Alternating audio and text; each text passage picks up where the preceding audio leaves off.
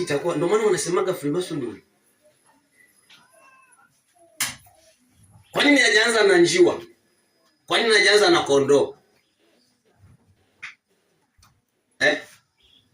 Kwa nini hajaanza na kondoo? Maana amesema iweni wapole kama njiwa, iweni wajanja kama Yesu kasema. Kama Yesu kasema na Mungu kasema, wanatumia lugha hii. Wa kwanza wanemtanguliza ni nani? Shetani katika utumishi wao. Na kazi, maana wanaangalia kwa macho ya kikabila cha kwao. Maana Mkwele anaangalia macho ya Kikwele na Mmasai anamwambia sasa huyu tumfuatilie. Ndio maana nakwambia tulia. Elimu ni hii, elimu ni mpya. Amina. Kama unajua Biblia sana tulia. Ujulishwe tena. Labda ulikuwa unasoma kwa miwani, vua miwani. Uiangalie vizuri. Ni hiyo hapo. Si umeona hapo mzee wangu wakati Mungu anamtuma mtumishi wake yoyote. Sawa Cha kwanza anachomkutanisha naye ni shetani. Kukusaidia kazi. Kukufundisha kazi. Kufundisha adabu.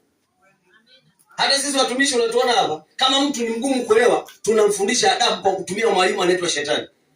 Amina. Sio malaika. Subiri kidogo na kuja. Timotheo wa kwanza. Tarudi hapo. Sema shetani ni mtumishi wa Mungu kwa kazi mbaya. Kwa mambo mabaya.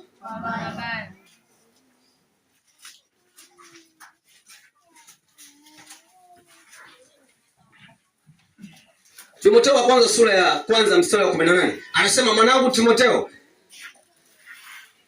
na kukabidhi agizo hili liwe akiba kwa ajili ya maneno ya unabii yaliyotangulia juu yako, ili kwamba katika hayo uvipige vile vita vizuri.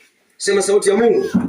Ipo kwenye maagizo yake, ipo kwenye neno lake, ipo kwenye ishara zake, ipo kwenye ndoto na maono yake, ipo kwa watumishi wake aliowatuma manabii na mamitume na wainjilisti na walimu. Na pia ipo katika ushuhuda wake.